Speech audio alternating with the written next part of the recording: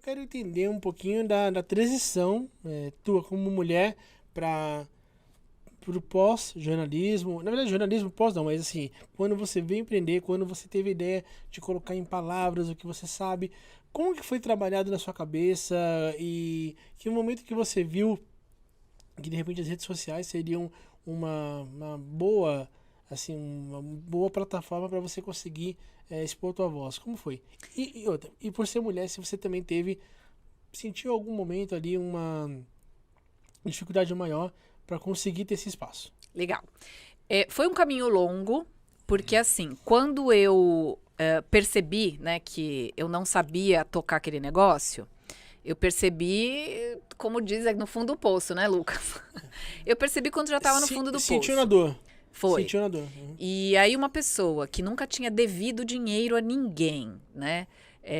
Que estava ali no seu primeiro negócio. Resumidamente, eu não conseguia fechar a loja, porque para abrir é fácil, mas para fechar você não pode ter dívida. E eu tinha muita dívida. Eu cheguei a dever $150 mil, né? Como eu falei na época, muitos contratos eram dolarizados. Então a minha dívida chegou a $150 mil, que para mim era absolutamente impagável, porque o que aconteceu? Eu perdi tudo e fiquei devendo $150 mil. A minha dívida era maior, então eu consegui pagar parte dela e quando cheguei no zero, eu tinha ainda $150 mil no negativo. E aí, naquela época, eu tô falando do ano 2001, porque eu fiquei 9 meses apenas com essa loja. Apenas 9 meses. Intensos 9 meses. Meu pai do que ensinaram céu. muito Foi, também, olha, né? foi um negócio do outro mundo.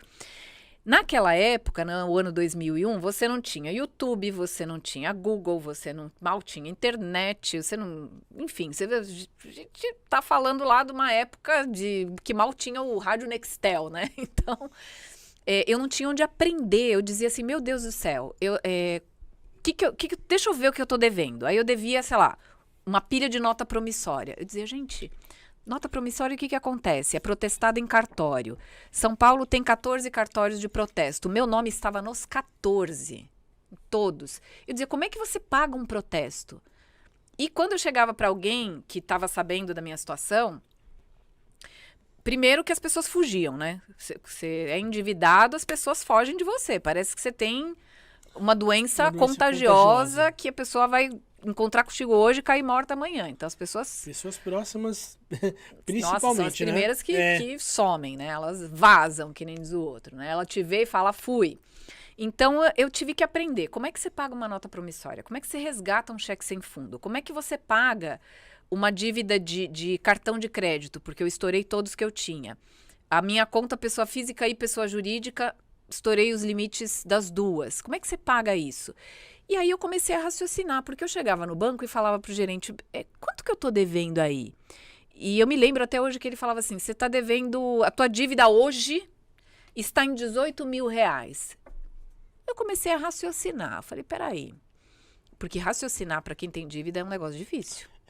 Não é fácil, não. Você fica meio fora do ar ali. A questão emocional, ela começa a jogar muito contra grande. você. Ela joga contra você porque você vê, tá brincando assim, sobre o fundo do poço, às vezes você não tá numa situação que ela é desesperadora, mas você se vê nela. Né? E você se desespera. E quanto mais você se vê, mais você... Pior. Aí você sim entra numa espiral perigosa. Eu fui começando a entender que dinheiro não está relacionado à matemática, né? Ele está muito mais relacionado ao comportamento, porque de fato as pessoas me ligavam para cobrar, né? Você sabe que tem gente que sabe cobrar e tem gente que não sabe cobrar, né? Então era ameaça, era carro na porta da minha casa e gente ligando para mim dizendo, olha, hoje você não sai porque tem um carro aí do outro lado da rua, só você olhar na janela, tem um carro lá do outro lado da rua, então hoje você não sai de casa se você não me pagar.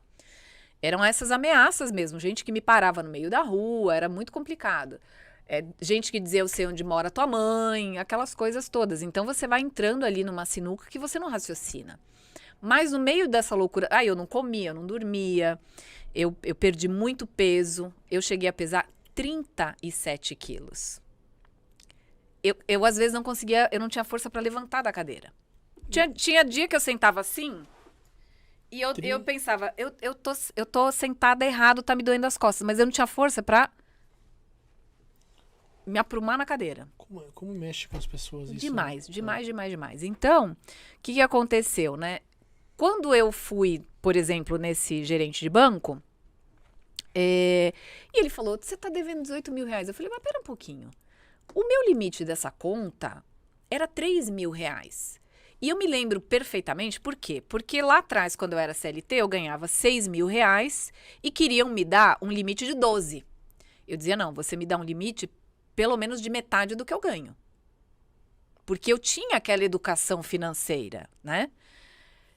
Então, eu falei, se eu tinha um limite de 3 mil, como é que a minha dívida chegou em 18? E eu fiz essa pergunta pra ele. Falei, vem cá, me explica aqui como é que essa dívida chegou em 18. E aí, ele meio que deu uma desconversada. Eu falei, não, eu quero que você me explique como é que essa dívida chegou em 18 mil. E o cara meio que botava uma banca assim, porque ele falava assim, ué, você tá devendo ainda, você acha que o banco que tem que te dar explicação? Eu digo, sim, porque se você não me explicar, eu não pago. Eu não vou pagar o que eu não entendo. Ele dizia, não, você já não tem dinheiro pra pagar mesmo? Eu falei, não, você não sabe da minha vida. O que você tem que fazer é me explicar o que é essa dívida aqui. Ele falou Eu tenho assim direito com de você? saber. Falou assim. E eu me lembro que naquela época, tudo você Já tinha que ir ao pensou? banco, né? É. Você tinha que ir ao banco. E eu, assim, eu andava parecendo um espantalho, porque todas as minhas... Eu sou pequena, mas todas as minhas roupas, como eu tinha perdido muito peso, mais de 10 quilos, as minhas roupas eram enormes em mim, folgadas. Então, era assim, eu não tinha cinto pra pôr a calça, então eu tinha que amarrar um lenço, sabe? Porque senão a calça caía. Então, eu, assim, extremamente mal vestida, né? Com aquela roupa, o defunto era maior. O cara tentando me envergonhar. E eu me lembro que atrás de mim tinha um monte de gente sentada numas cadeirinhas esperando o atendimento do gerente. E eu lá falando, não, você tem que me explicar como é que essa dívida chegou, como é que essa dívida chegou. E ele, olhando assim por cima de mim, ele falava para as pessoas que estavam esperando, né, para os outros clientes. Olha, eu não tô atendendo vocês porque ela não sai daqui. Ela não sai daqui. Eu já falei o que ela tem que pagar. Tem uma dívida aqui que não paga, mas ela não sai, então eu não posso atender vocês. E aí o pessoal começou a vir reclamar comigo. Fora de brincadeira, eu virei pra trás e falei, olha, vocês estão reclamando de mim, só que vocês querem ser atendido por uma pessoa que trata assim o cliente? Porque o que ele tá fazendo comigo, não pense que ele vai fazer só comigo, ele vai fazer com vocês também. Você acha legal um gerente ficar falando pro banco inteiro que você tá devendo? Contando a sua vida para os outros. E aí, em 20 segundos, as pessoas se voltaram contra o cara. Porque eu não estava errada. Ele tinha que ter me atendido. E aí ele falou, não, calma aí, gente, calma aí, que eu vou atender ela rapidinho. Eu falei, rapidinho coisa nenhuma, você vai me atender até eu entender como é que a minha dívida de 3 mil chegou em 18. E aí eu descobri, foi assim que eu fui descobrindo que eu tinha o direito de ter pedido aquilo, eu não sabia os nomes. Mas você tá devendo aí, fica a dica, tá? Se você está devendo, o teu credor tem a obrigação de te fornecer duas coisas. Primeiro, a sua dívida original, que no meu caso eram os 3 mil reais, porque era o máximo que eu podia ter gasto no cartão, no cheque especial. Não podia ter passado disso.